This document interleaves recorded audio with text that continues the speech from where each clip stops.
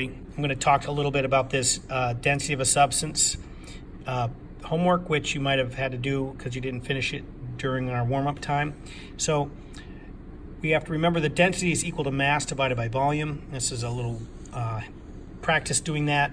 And a couple things I want you to do is I want you to show your work, which means I want you to put mass over volume in your calculations. And I want you to complete a little table showing the things that you measure: length, width, height, and volume for each. And you'll see on each one I've started the table and I want you to complete it, doing a little more each time. So let's do this first problem here. You basically notice that the length of this, and it actually, remember, it doesn't matter, is 5 centimeters. The other one's width is 5 or let's make that one, actually this is 3 centimeters, and the height would be 5 centimeters. Again, it doesn't really matter which is which, but if you multiply those things together, 5 times 5 is 25, times 3 is 75, so the volume is 75 cubic centimeters.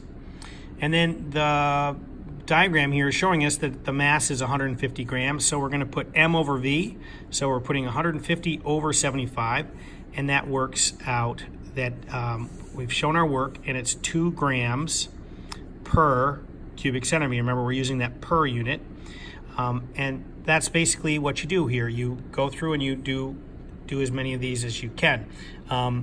You could check off this. So it says, did you show a table? Yes, I did.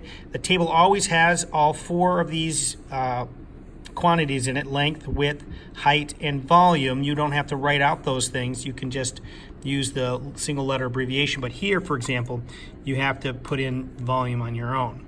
And then as you go down here, you'll see it's even more requiring a little extra work. So length, width, oh yeah, it's height and volume. And then you got to do, oh look, we got to put a little more in. So you'll see as you go, you're getting a little more and more practice until the very end.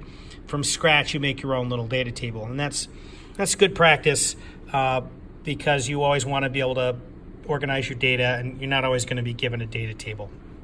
So good luck with that. You're welcome to use calculator as needed.